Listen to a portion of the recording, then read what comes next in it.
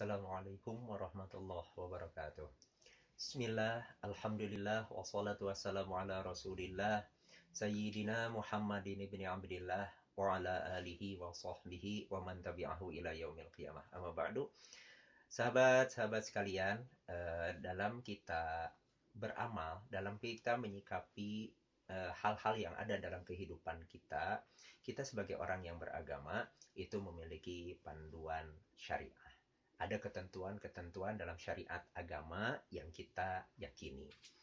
Dan prinsip dasarnya berkaitan dengan syariat agama yang kita yakini, ketentuan-ketentuan itu segala hal yang terjadi di sekitar kita, segala hal yang kita lakukan itu terdiri dari 3 bagian. 3 bagian itu apa saja?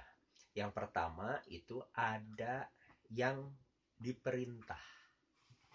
Nah, ada perintah dari Allah, ada perintah dari Rasul. Yang kedua, ada yang dilarang. Dilarang Allah, dilarang baginda Rasul. Yang ketiga, ada bagian yang tidak diperintah dan juga tidak dilarang.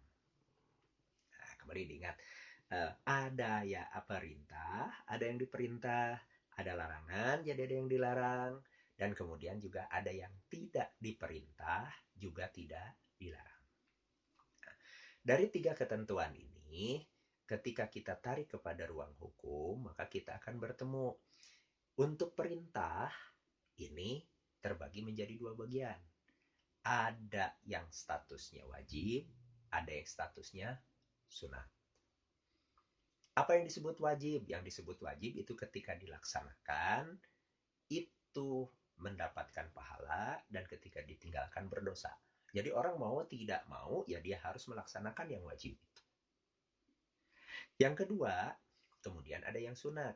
Nah, yang sunat ini, ketika dilaksanakan berpahala, ketika ditinggalkan tidak berdosa, tidak diancam oleh azab. Hanya apabila sebetulnya dia mampu untuk melaksanakan yang sunat itu, dia tidak melaksanakannya, ya dia termasuk orang-orang yang tercela. Gitu. Ini 2 hukum yang berkaitan dengan perintah. Kemudian selanjutnya berkaitan dengan larangan. Nah, berkaitan dengan larangan juga terbagi menjadi 2 hukum. Yang pertama haram, yang kedua makruh. Apa yang dikatakan dengan haram? Yang dikatakan dengan haram itu adalah sesuatu yang ketika dilaksanakan itu berdosa dan terancam dengan siksa. Tapi ketika ditinggalkan itu menjadi berpahala. Jadi mau tidak mau orang harus meninggalkannya. Itu haram. Yang kedua kemudian statusnya makruh. Makruh itu ketika ditinggalkan berpahala, tapi ketika dilaksanakan tidak menjadi dosa. Hanya ya termasuk sesuatu yang tidak baik karena sebetulnya itu dilarang. Hanya tidak ada konsekuensi dosa berkaitan dengan makruh itu.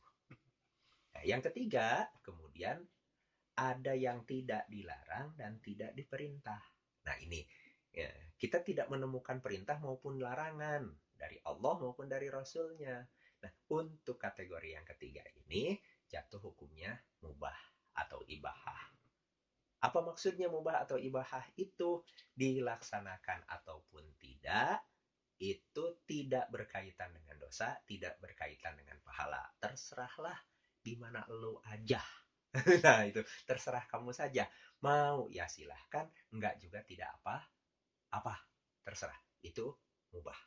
Jadi, kemudian kita akan melihat kembali prinsipnya adalah ada perintah, ada larangan, dan ada sesuatu yang tidak diperintah juga tidak dilarang. Yang diperintah ada 2, ada yang statusnya wajib, ada yang statusnya sunat. Yang dilarang ada yang statusnya haram, ada yang statusnya makruh. Yang tidak diperintah dan juga tidak dilarang, maka ini status hukumnya adalah mubah. Tuh, semoga bermanfaat, semoga berkah bagi kita semua. Assalamualaikum warahmatullahi wabarakatuh.